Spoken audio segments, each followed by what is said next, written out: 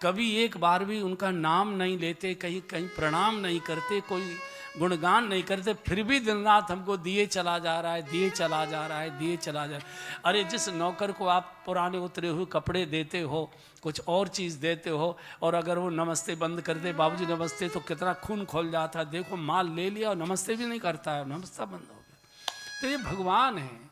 तो हनुमान जी ने कहा प्रभु आपको ही जाना पड़ेगा, क्योंकि आप मित्रता निभा लोगे, जीव निभा नहीं पाएगा। आप बुरे से बुरे जीव को भी निभा लेते, और सत्य है कैसे निभाते हैं। शायद मैंने पहले कथाओं में सुनाया हो, ये जो कार्तिक स्नान होता है ना, कार्तिक स्नान, ये पति की दीर्घायु के लिए और पुत्र की दीर्घायु के लिए किया जाता। तारों की छाया में माताएं स्नान करती हैं और वे तुलसी के पास बैठकर गीत गाती हैं। और कार्तिक पूर्णिमा के दिन पवित्र नदियों में, गंगा जी, यमुना जी, जो भी पवित्र नदियां हैं, गोमती जी, तो वहाँ वो दीपदान करने जाती हैं।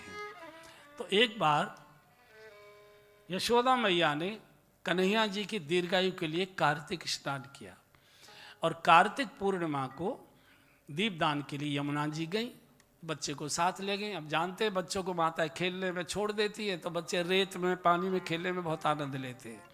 तो कन्हैया को खेलने छोड़ दिया और एक किनारे बैठ गई। 108 दीपक जलाए और जय यमुना मैया जलाए, और जय यमुना मैया जलाए, और जय यमुना मैया।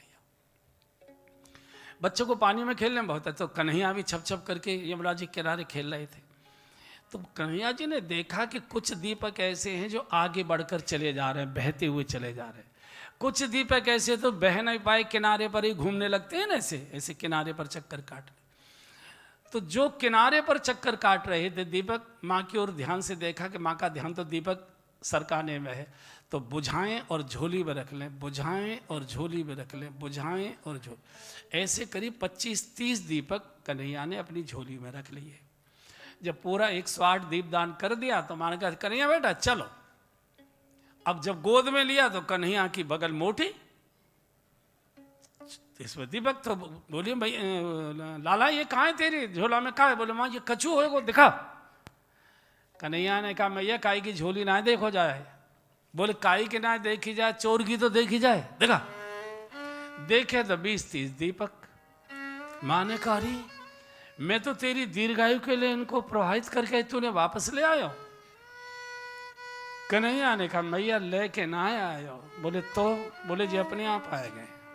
अपने आप कैसे आ गए? बोले जब तू दीप दान कर रही थी ना, तो कुछ दीपक तो यमुना जी के प्रवाह के साथ दूर तक बहकर चले गए। ये बेचारे दीपक मेरे चारों ओर चक्कर काटने लगे, बहे नहीं। और मेरा ये जन्म जन्म का स्वभाव रहा है कि जो जगत के प्रवाह को छोड़कर एक बार मेरे चक्कर काटने लगता है, उसको उठाकर मैं अपनी झोली में रख लेता हूँ, फिर मैं उसको जाने नहीं देता हूँ। ये मेरे प्रभु अब तो आपको ही चलना पड़ेगा। और दोनों को कंधे पर बिठाकर जय श्री राम कहा।